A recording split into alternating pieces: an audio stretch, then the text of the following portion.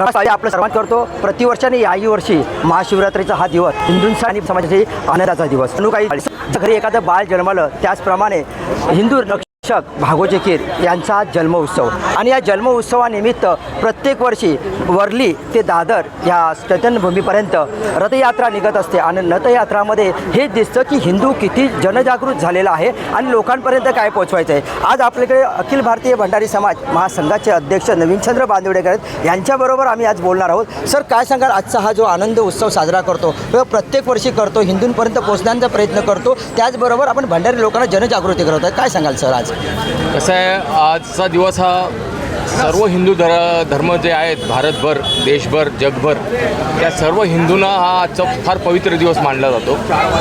कारण आज महाशिवरात्रीची जी रात्र असते ती जागरवतात लोक, रात्र जागरवतात. आणि याचं महत्त्व असं आहे की शंकर भगवान आणि पार्वतीचं लग्न हे महाशिवरात्रीला झालेलं आहे आणि तो अतिशय शुभ दिवस आपल्या ह्याच्याप्रमाणे सगळ्यात शुभ दिवस असा मानला जातो.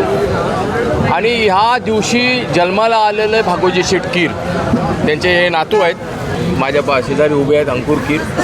आणि ज्या तिथला आले त्या तिथीला मृत्यू पावले, म्हणजे शिवरात्रीच्या तिथीला मृत्यू पावले. इतकं पुण्य, किती पुण्यवान आत्मा असेल ह्याची तुम्ही कल्पना करू शकत नाही. आणि म्हणूनच त्यांच्या हातून ईश्वरी अंश असलेले भागोजी शेठ कीरांच्या हातून प्रचंड असं हिंदुत्वासाठी काम उभं झालं, जे हिंदू धर्माचे रक्षक होते. आणि आमच्या स्वामींचं आगमन झालेलं आहे, अविनाश महाराजांचं. इथे आहे महाराज, श्री स्वामी समर्थ, जय भंडारी सर. जय भंडारी. नमस्कार. तर ह्या दिवशीचं महत्त्व फार मोठं आहे. आणि सगळ्यात महत्त्वाचं म्हणजे हिंदूंसाठी जे काम उभं केलं गेलं 100 वर्षापूर्वी, त्याचं फलश्रुत आजही इतका उशीर लागला त्याला हिंदूंना जागृत व्हायला की ज्यांनी ही भूमी दान केली त्याचा जयघोष होण्यासाठी हे आजचं 19वं वर्ष आहे. म्हणजे गेली 18 वर्ष आम्ही रॅली काढतो, ते 19वं वर्ष त्यांच्या स्मरणात रॅली काढतात. आता हे कीरच आहेत, त्यांचं नाव दशरथ कीर आहेत. हे भागोजींच्या वेशभूषेत आहेत. म्हणजे भागोजी कसे आज असते तर कसे दिसले असते तर असे दिसतील असं संकल्पनेने हिंदूंसमोर आम्ही त्यांना प्रेझेंट करतो, त्यांना रथातनं बसवून आणतो आणि जयघोष चाललेला असतो भागोजींचा. आणि हे सगळं करण्यामागचं उद्दिष्ट आहे की ज्यांनी एवढं मोठं दान केलं हिंदूंसाठी त्यांना एवढ्या छोट्याशा जागेत बसवलं आहे. बघा, 90 स्क्वेअर फुटात, म्हणजे 9 एकरचा भूखंड जो दान करतो त्याला 9 स्क्वेअर फुटामध्ये बसवलं आहे. किती लज्जास्पद आहेत आपल्यासाठी. आता ह्याची जागृती आम्ही गेली 18 वर्ष रॅली काढल्यानंतर अनेक ठिकाणी पत्रव्यवहार करत राहिलो. त्याचा परिणाम असा झाला की भागोजींच्या आशीर्वादाने आज हिंदूंना सगळ्यांना समजलं आहे की आता हे भागोजी ह्यांनीच आपल्याला हे एवढं महत्त्वाचं स्थान दिलं आहे. कारण शेवटी किती कोणी कमवलं आहे, नेत काय नाहीत न कोण. आणि हे भागोजी कीरांनी बांधलेलं वैकुंठ आहे, म्हणजे हिंदू स्मशानभूमी नाही, मी याला वैकुंठ म्हणेन. आणि या वैकुंठात सर्वांना जायचं आहे, विलीन व्हायचं आहे. इथे जेवढे उभे हिंदू आहेत त्या सर्वांना वैकुंठात विलीन व्हायचं आहे. तर वैकुंठ निर्माण करण्याचं काम, एवढं पुण्य पवित्र काम भागोजींनी केलं, त्याचं स्मरण ह्या निमित्ताने आपण वर्षातनं एकदा तरी का होईना महाशिवरात्रीच्या दिवशी त्यांचं स्मरण करतो. सर, काय सांगाल, ही हिंदू स्मशानभूमी म्हणून ओळखली जाते, पण या महामानवाने ज्यांनी एवढं मोठं दान केलेलं आहे त्यांनी पाहिलेलं ब्रेकच्या टायमाला वगैरे जशा लाश कुठेही टाकले जात होते आणि त्यांच्यासाठी ती काहीतरी व्यवस्था झाली पाहिजे म्हणून ह्या वैकुंठ धामला वेगळ्या पद्धतीने नाव झालं पाहिजे. आणि ज्या भंडारी समाजाचं नेतृत्व करतायत सर्व लोक यासाठी एकत्र आले पाहिजेत, काय सांगाल? नाही, कसं आहे, ह्याच्यात फक्त भंडारी समाज एकत्र येऊन तर मी म्हणणार नाही, मी जरी भंडारी समाजाचं नेतृत्व करत असलो तरी पण संपूर्ण हिंदू लोकांनी एकत्रित आले पाहिजे. आणि म्हणूनच आपण ही जी आता कार्यक्रमाचे जे हे प्रणिती आहेत ते भागोजी शेठ कीर स्मृती समिती म्हणून आपण फॉर्म केले. याच्यामध्ये सगळ्या जाती धर्माच्या लोकांना आपण घेतलेले आहेत. आमचे पाटील साहेब आहेत, यांच्यामुळे हे कार्यक्रम सुरू झाला 18 वर्षापूर्वी. ह्यांनी आम्हाला येऊन डिवचलं, अरे काय तुम्ही कसले भंडारी आणि काय भागोजींच्या इकडचं नाव पुसायचं काम तयारी झालेली आहे आणि तुम्ही मिरवताय. आणि त्यामुळे आम्ही कुठे जागृत झालो खडबडून आणि हे काम सुरू झालं. आणि ही प्रचिती आता येते की आता शासनाने आपल्याला इथे एक भूखंड देऊ केलेला आहे आणि तो भूखंड लवकरात लवकर आपल्याला मिळेल. आणि तो मिळालेला भूखंड आपण त्याच्यावरती भागोजींचं यथचित्त स्मारक बांधणार आहोत असं तुमच्या सगळ्यांच्या माध्यमातून आपण हिंदूंना आव्हानही करतो की ज्या हिंदूंना वाटतं की भागोजींचं यथचित्त स्मारक व्हावं त्यांनी आम्हाला सहभाग करावा, आमच्याबरोबर जोडून यावं. आम्ही सर्व हिंदूंना स्वीकारायला तयार आहोत. जेवढे हिंदू येतील त्यांना घेऊन आम्ही हे भवन आम्हाला बांधायचं आहे स्मारक. सर, आज एवढा जनसमुदाय जो लोटलेला आहे तो भागोजींवरचा प्रेम आहे आणि पुढचं कार्य आहे, ह्यावरती काय अवलंबून आहे? कसं आहे, कुठलीही गोष्ट लोकांना समजायला वेळ लागतो. हे कलियुग आहे. इथे आता कसं आहे, तू पुरावे दे आणि मग मी विश्वास ठेवीन अशा गोष्टी आहेत. तर लोकांना पुरावे द्यावे लागतात. एखादी गोष्ट करायची असेल, एक तू खोटंच बोलतो असं लोकांना वाटत असतं. प्रत्येकाला वाटतं हा खोटं बोलतो.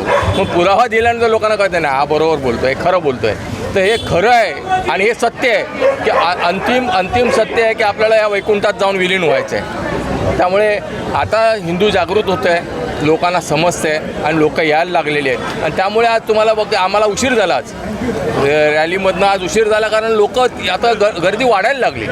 आजची जी रॅली तुम्ही बघाल त्याचे व्हिडिओ शूटिंग फोटो काढलेले आहेत तर तुमच्या लक्षात येईल की भरपूर संख्येने लोक होते आज. म्हणजे भागोजी प्रेमी आता वाढतच चाललेले आहेत आणि भविष्यात तर म्हणजे लाखाच्या घरात जाईल.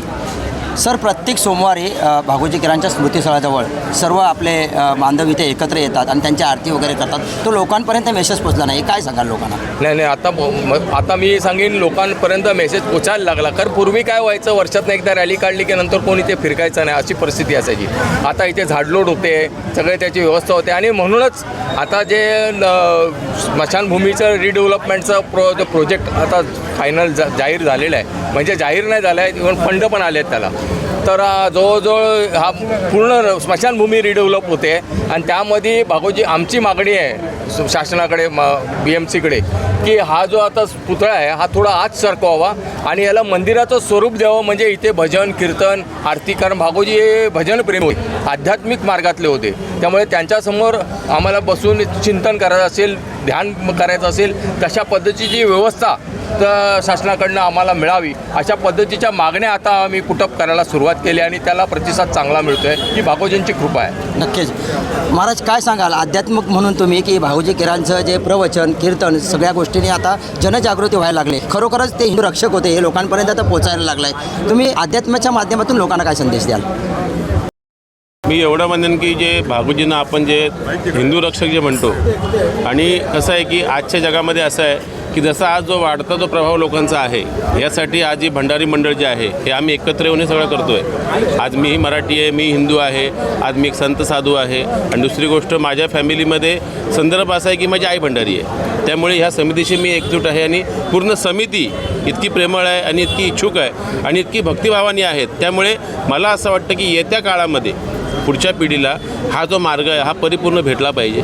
प्रत्येक माणसाने हा विचार नाही केला पाहिजे की भंडारी समाजच काम करतं आहे तर भंडारी समाजच ह्याच्यामध्ये मुख्य आहे.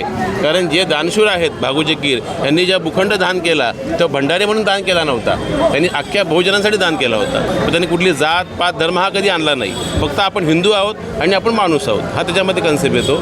आणि मला एवढं कळतं की येत्या पिढीला आपण घडवलं पाहिजे, भागोजीबद्दल सांगितलं पाहिजे, यांच्या प्रेरणा दिल्या पाहिजेत. जसं मगाशी नवीनजी म्हणाले की हा जेव्हा आता डेव्हलप होते स्मशान, आणि ह्याच्यामध्ये असं की हे नाव पण भागोजींचंच पाहिजे.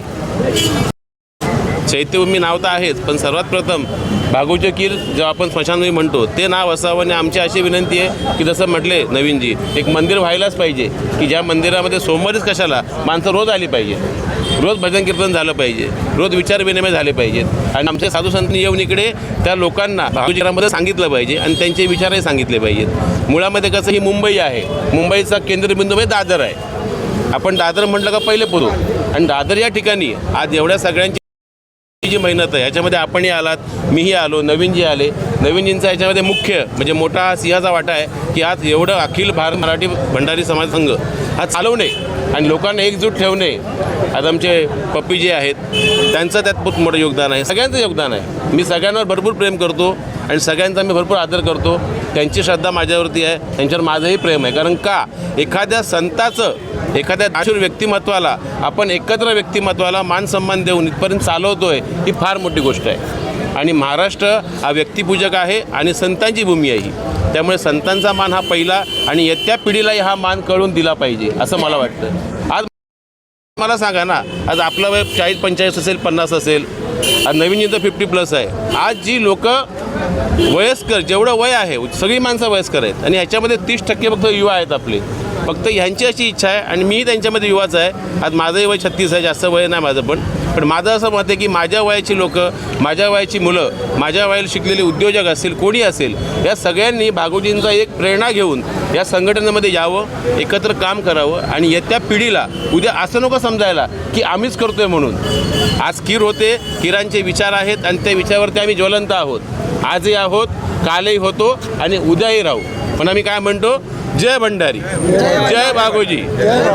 याचा अर्थ हे बीज पेरलं गेलं आहे भागोजींनी, झाड वृक्ष वाढलंय, नुसतं एकच वृक्ष नको, असे असंख्य वृक्ष जर सगळीकडे पसरतील त्या महाराष्ट्रामध्ये उद्या भागोजी केंद्रावरती चित्रपटही होईल आणि एक मोठं तीर्थस्थान हे आणि तेही होईल असं मला वाटतं. आपल्याबरोबर भागोजीकरांचे नातू आहेत. 1 मिनिटामध्ये सांगाल सर, असा बाळ कधी जन्माला वंशामध्ये येणार नाही आणि यापुढे होणारही नाही, अशी कीर्ती घडवली आहे की त्याला मॅनेजमेंट गुरु पण बोललं जातं. काय सांगाल याविषयी थोडक्यात, तुमच्या कुटुंबाविषयी माहिती थोडक्यात आजच्या जन्म उत्सवादिवशी काय बोलाल? ठीक आहे, कसं होतं काही गोष्टी बोलणार नाही. सर, सॅल्यूट करतो तुम्हाला. तुम्ही 18 वर्षापूर्वी आम्हाला जनजागृती केली आणि आतापर्यंत आम्ही लोक पोचतोय आणि हे काम करतोय. काय सांगाल या समाजाविषयी आणि तुम्हाला माहीत असलेल्या गोष्टींविषयी? मला एवढं सांगायचं आहे, आज हे भागोजी किरण जे केलेलं आहे ते मला वाटत नव्हतं एवढं मोठं होईल आणि आज एवढा डोंगरासारखं पसरलेला हे जे आहे, हे जे मी जे कार्य केलं हे बघून मला खरोखर आनंद वाटतो. आणि हा सर्वांनी, भंडारी समाज असो किंवा क्षत्रिय समाज असो, हे सगळे आम्ही एक आहोत आणि एक राहणार. जय हिंद, जय महाराष्ट्र. काही बोलणार आहेत? नमस्कार, मी डॉक्टर अलका नाईक, साहित्यिका, कवयित्री आणि मानसशास्त्रज्ञ आहे. तर मी एवढंच सांगू शकते की भागोजी शेठ किरानी आज जे कार्य केलं ते एवढं महान आहे आणि त्यांनी संपूर्ण समाजाला सशक्त बनवण्यासाठी कार्य केलं. तर ते सशक्त म्हणजे कुठलं? मानसिकदृष्ट्या. कारण एक माणूस म्हणून जगण्यासाठी जे काही आवश्यक असतं ते देण्याचा त्यांनी प्रयत्न केला. म्हणजे सर्व धर्म समभाव आणि प्रत्येकाला स्वतःच्याबद्दल काहीतरी आत्मविश्वास मिळावा अशी त्यांची कारकीर्द होती की अगदी शून्यातून एवढं विश्व निर्माण करायची जी त्यांनी मोठी किमया केली, जादूच म्हणायची.